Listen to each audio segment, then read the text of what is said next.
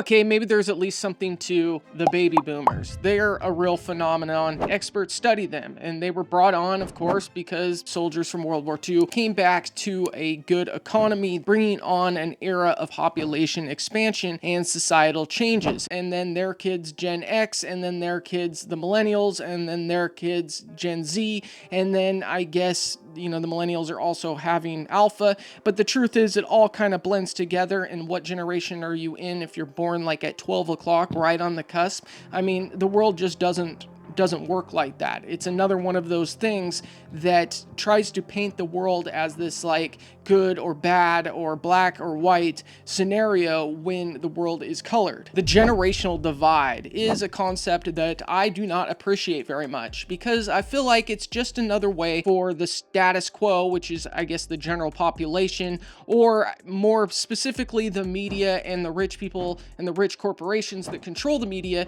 to break us apart one more way. And I feel like the generational issues is a way to look at whoever are the young people and whatever they're saying and say, no, they are rebels and they're not good for society, and in fact, they might even be harmful. Now, I'm not saying there's not more than a difference between the generations than their age. Of course there is, because the world changes so fast. If you're alive today, you've experienced more change than any other group of people ever that was human in recorded history. I think it's part of this narrative is young people are rebellious, and when they get into, 18 to 25 or even 30, they want change. They're ready to speak out. They're ready to take risks. They haven't really found their career or whatever. They're in a point in their life where they want to change the future for the better, both selfishly and potentially for their future families, and they think that it's possible. And then if they make a big enough stink, which they almost always do, well, then the media and the status quo has to address that. But they don't want everybody to chime in, because if the young population, whoever that might be, is starting to make a lot of sense, then slowly but surely the rest of the population will start to follow. What happens is all the way back to like the baby boomers being smelly, dirty hippies wanting peace, protesting a war,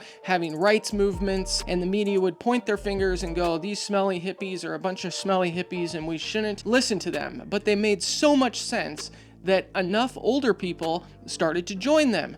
And what do you get then? You get a little bit of societal change. You get the women's rights movements and the racial rights movements and Martin Luther King and so on and so forth. So now that the baby boomers are the status quo, right, that doesn't necessarily mean bad. The rich people up top, which I would just separate completely from the general population, doesn't want the baby boomers or millennials or Gen X to join Gen Z in protest. The idea is separation, because when the smelly, dirty hippie is making too much sense on the radio or the news and gets that message out, the older people start to pay attention, because older people aren't dumb. They just have more established lives. They've been stuck in their routines much longer, and they've sort of slowly accepted, both as they're aging and making more money. They're like, why change anything? And they could also be sort of scared of change. And when they see a smelly hippie making sense, well, just a little bit of a push might get whatever generation, the older ones, to go out there and join the younger one. Now, of course, like experts and people writing books have been naming generations for generations. The baby boomers came back in peacetime and grew up in a really good economy, like debatably the best economy like ever in American history. The baby boomer generation to this day holds more political power than any other generation in American history. The point is, though, is that I'm having audio problems, so I'm using my cell phone. No, but the point is it doesn't matter how old you are, and there's a bunch of different ways that the status quo and the corporations, and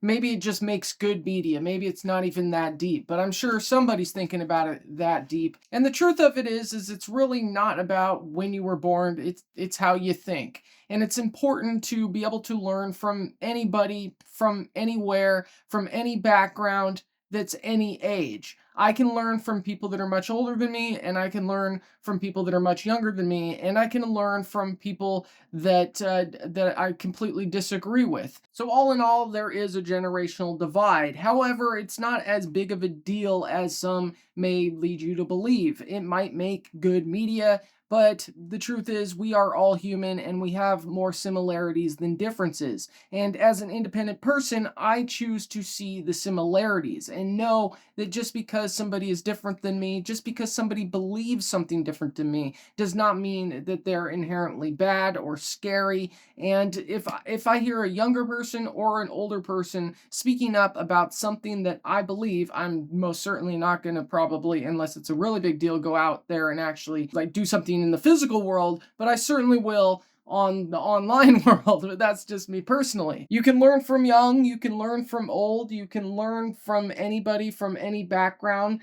despite if you believe the same things or not. And when it comes to the generational divide, I personally believe that it's more manufactured than reality. Of course, we all have differences, and there's massive differences between the way like I grew up and the way my grandma grew up when it comes to technology and society, but DNA wise we're very similar. We all played when we were kids. We were all goofy at different times, and young people have less to risk and higher energy and different things that they're learning about. And the truth is, maybe they just have more hope. Maybe it hasn't been drilled out of them all the way yet. And the chances are that if you're watching me on YouTube, you're probably pretty young too, either millennial or zoomer, because those boomers don't really watch a lot of YouTube. I mean, some of them do. So welcome. Because even when it comes to like learning new things and adapting to the way the world is, getting text messages and learning how to use computers, the best person I know at computers is in his 70s. The truth is that we choose to stop growing, and I choose not to stop growing. I will listen to new music and like the ones that I like. I will change my opinion when I am proven wrong, and I will like the videos that I like on YouTube, even if the person is much older or much younger or the same age or whatever background they have. The ones that are righteous are of all ages. The ones that are out doing something about it are usually young. But the leaders of those young people are usually middle-aged to older. So put that in your pipe and smoke it. And if you liked what I said here, or if you're curious about my other content, then subscribe. Like the video for the algorithm if you've made it this far. Come on, you can always unsubscribe. You can always unlike, for that matter. And I'll either see you in the next video or I'll see you in the next life, but hopefully in the next video.